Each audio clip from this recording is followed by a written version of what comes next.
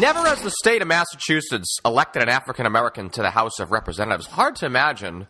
A little more likely, although not very when it's actually all said and done, is when a sitting congressman loses a primary. Seth Moulton up in the North Shore pulled it out in 2014. Before then, have to go all the way back to 92, me and over Atkins. Here on the Emerson College Polling Weekly podcast, we asked our pollster, Professor Spencer Kimball, if this were to happen, give me a where. Well, thanks, Larry. And yes, in the past, before I can kind of get into where we're going to see some potential historical campaigns in 2018, it's important to remember how redistricting really determines a lot about what the playing field is going to look like. And in the 2018 elections, 2/3 of the state governors are up that will have the opportunity for veto power over redistricting in 2020.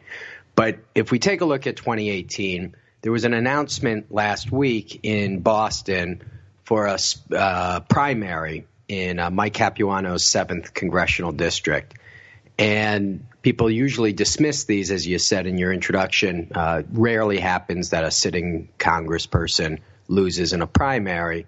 But if I can bring you back to 2012 in the redistricting effort, we'll explain why this is potentially going to be a very historic race in Massachusetts. As you mentioned above, the first potential African-American or black woman to win a House seat.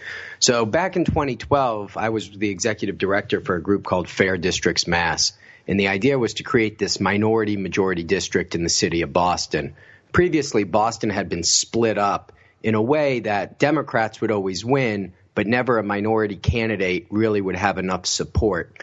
And there was a big effort in 2012 to create these fair districts. A large coalition of minority groups came together and basically took a district that was 48% white, 20% black, 18% Hispanic, and moved it to 42% white, 24% black, 21% Hispanic, about a 13-point swing, and created this minority district in the city of Boston. And most people were thinking, well, nobody's ever going to run for it until Capuano retires.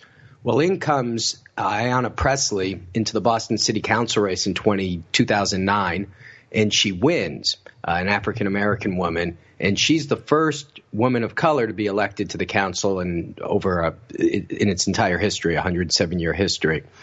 And now she is going to challenge the congressman, Mike Capuano, in this race. And Cappy really hasn't had to run a very competitive election in a long time. And last time we really saw him in something was a special election in 2010. Everybody remembers Scott Brown and Martha Coakley. Well, before that happened, there was a primary, and Capuano was challenging Coakley in that primary and kind of petered out in that election.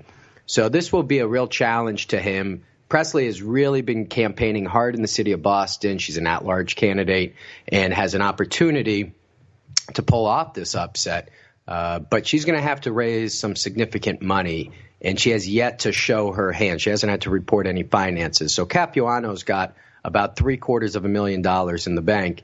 It will be interesting in this first quarter when Pressley releases her FEC report how much money she has, because I think if you see about $1.5 million, $2 million in there, that might give Capuano a instinct to maybe drop out of the race and leave, as a winner, as opposed to go through a brutal primary, especially because this primary is in early September, and so we get a different type of turnout. So even though that the district is 42% white, the turnout in a Democratic primary will be much more minority-driven than in the general election.